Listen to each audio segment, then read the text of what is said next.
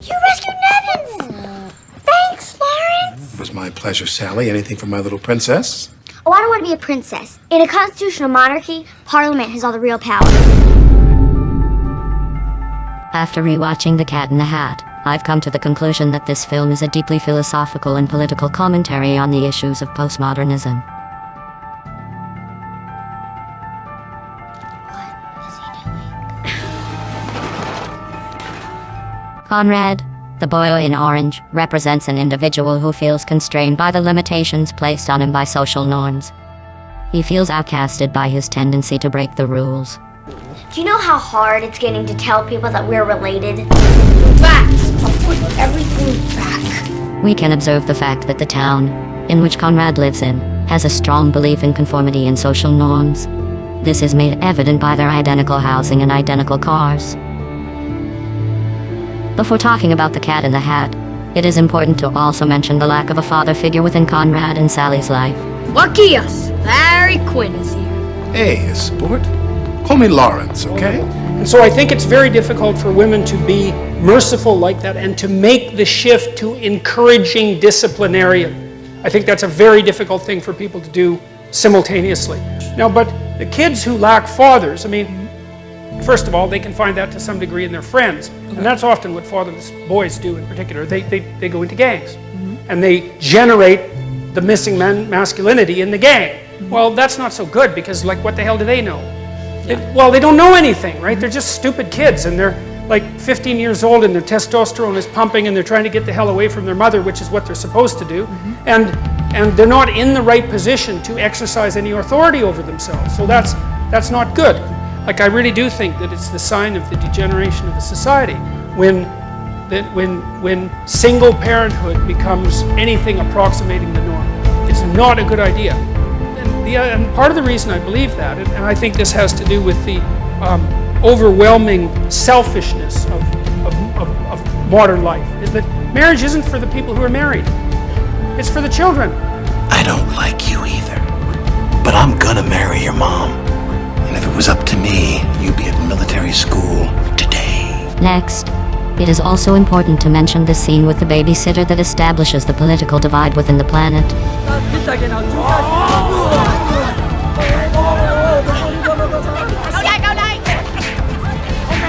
Taiwanese parliament.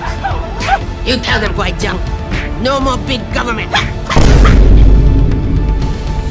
Notice how that it is only when the discipline from family order is disrupted and when there is intense political division that postmodernism, in the form of The Cat in the Hat, arrives. Pay attention to how The Cat in the Hat starts off by introducing the concept of personal truths, political correctness based off of feelings, over objective truth. I don't know.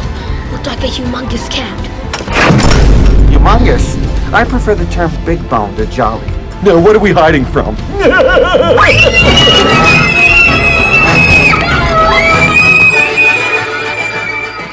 This emphasis on changing vocabulary descriptions based on how an individual feels has gained a large traction in our current postmodern society. A more recent event that is quite reflective of this one scene would be when Rudy Pontoya almost got cancelled for making a humongous joke in 2016. I don't know. Looked like a humongous cat. Humongous what? Humongous. Humongous what? Humongous. Humongous what? That's what it is. Humongous what? Is that sexual harassment? No, it's humongous. Then why did you say that to me? That's my name. What? Humongous what? The Cat in the Hat comes along and embraces Conrad's rule-breaking tendencies. The Cat in the Hat essentially introduces these kids to postmodernism by disrupting traditional values. I don't know. A little voice inside of me is saying, this is a bad idea. But I can barely hear that little voice because an even louder little voice is screaming, let the 12-year-old drive! Additionally, The Cat in the Hat, or postmodernism in this case, keeps the children's minds numb by introducing them to sexually progressive ideologies and consumerism. Where did you come from? How do I put this? When a mommy cat and a daddy cat love each other very much, they decide that... No. Look, I'm a girl.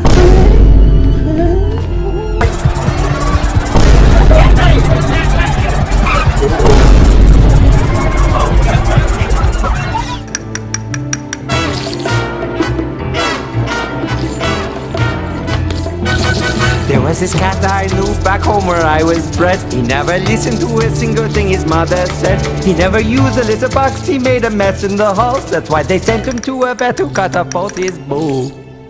Boo, boo. Who is this? Oh.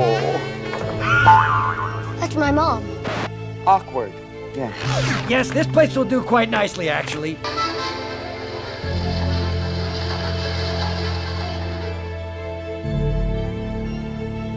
Hi!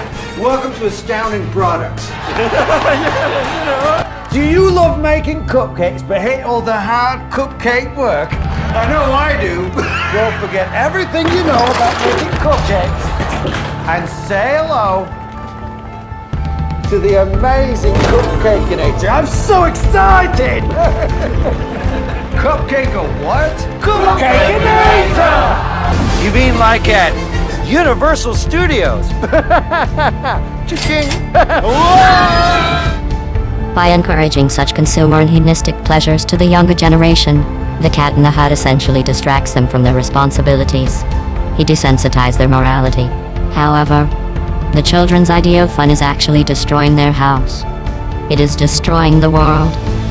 Destruction is disguised as fun.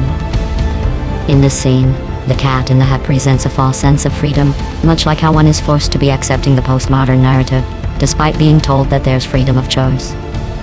So what do we do? Well, there are two treatments I'd recommend. One is a series of painful shots injected into your abdomen and kneecaps.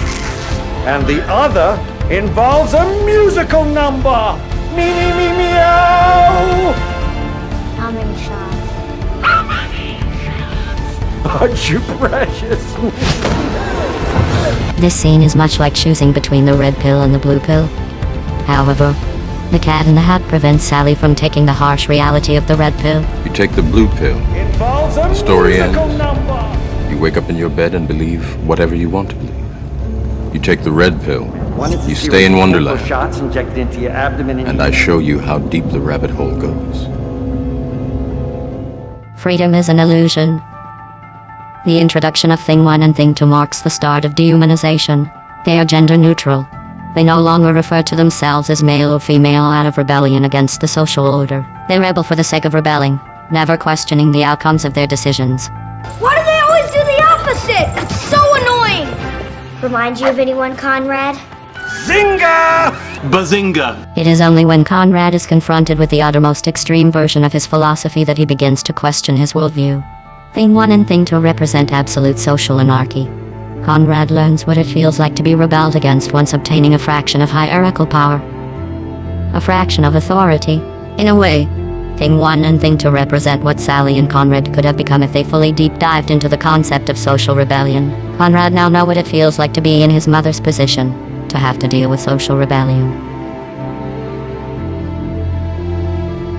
I know lots of good tricks, and I'll Stop this right now! Who said that? Me! Remember the fish? Came home in a baggie, loved me for 2 weeks, and then nothing! The fish is talking. Well, sure he can talk, but is he saying anything? No. Hey, Socks! Can it! This cat should not be here. He should not be about. He should not be here when your mother is out. Come on, kids, you gonna listen to him? He drinks where he pees.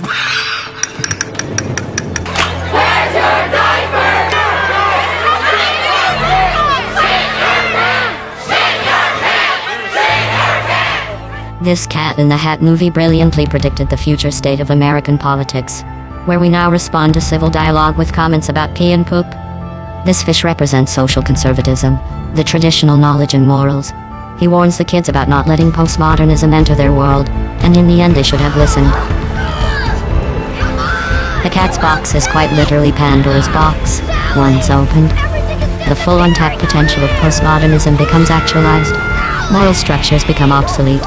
Conrad and Sally try to prevent this.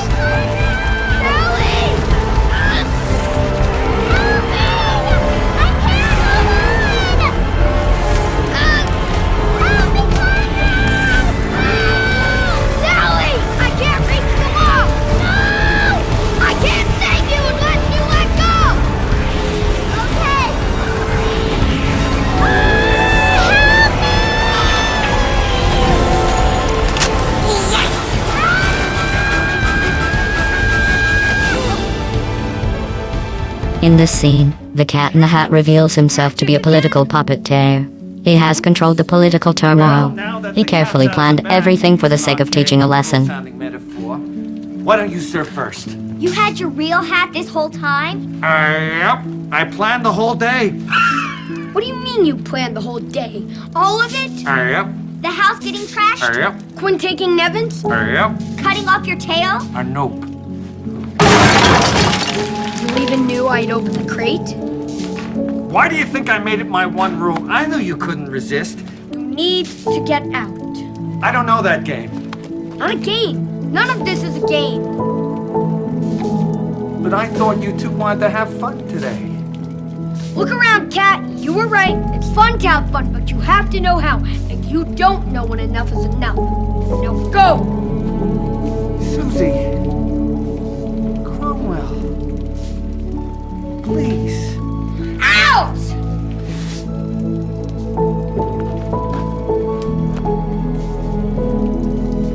The children finally learn the importance of social boundaries and the necessity of traditional rules. However, since the Cat in the Hat planned all of this, it could be suggested that he always intended on teaching the kids about the issues of postmodernism only by having them experience it, which would mean that the cat actually always agreed with the goldfish but only wanted the kids to learn the lesson for themselves. By providing them with understanding, he establishes a middle ground. Just as I suspected, you guys are both out of whack. You're a control freak and you're a rule breaker. The Cat in the Hat acts as the ultimate centrist, using postmodernism as a disguise to teach his point. By getting the kids to see the extreme logical conclusion of their beliefs, they find a center. Conrad learns that some standard morals are necessary within society. Sally learns that pleasure is not inherently wrong. The cat brings the kids to a middle ground.